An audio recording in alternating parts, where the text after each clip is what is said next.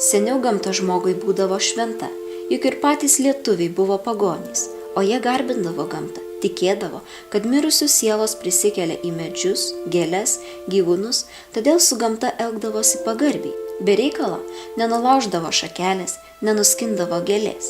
Deja, žmogaus santykis su gamta dramatiškai pakito ir taip senovėje vertinta gamta šiuolaikinėje visuomenėje tapo nebesvarbi.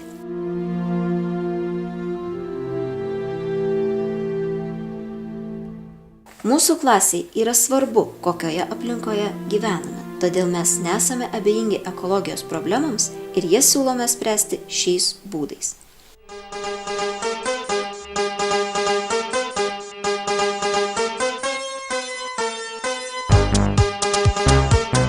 Transporto problema.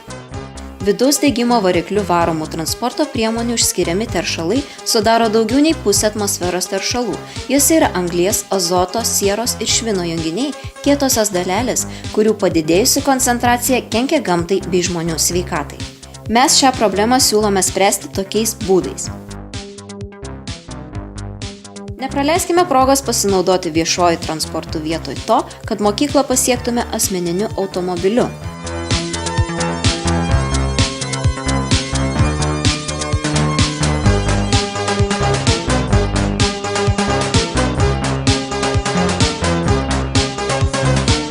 Burkimės kartu ir važiuokime vienu automobiliu.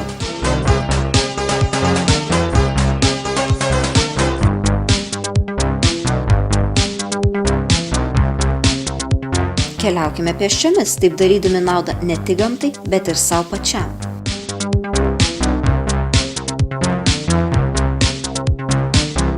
O jeigu norime būti greitesni, sėskime ant dviračio.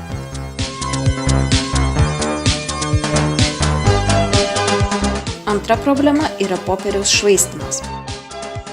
Švaistydami popieriaus lapus net nesusimąstama apie tai, kiek dešimtmečių reikia medžiui užaugti, tačiau kiekvienas nesunkiai galėtume prisidėti prie mūsų aplinkos išsaugojimo šiais būdais.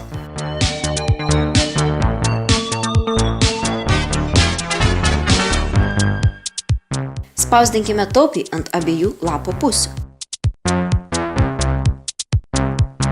Taip pat popierinį knygų variantą keiskime į kompiuterinį.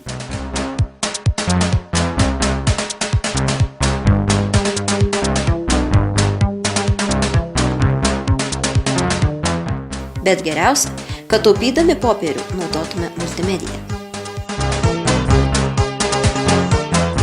Elektros švaistymas.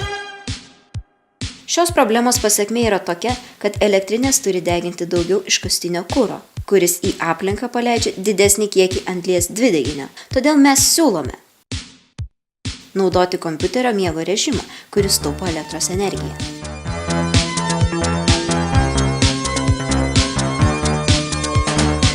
Išeidami iš patalpos, nepamirškime išjungti šviesos. Viena opiausių problemų yra šiukšlinimas.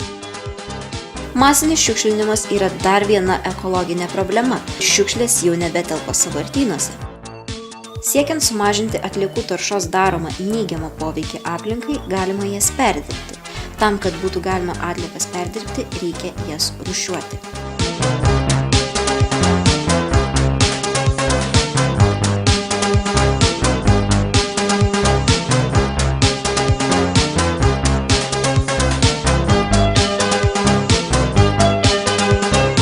Svarbiausia, nebūkime abejingi ir veikime kartu.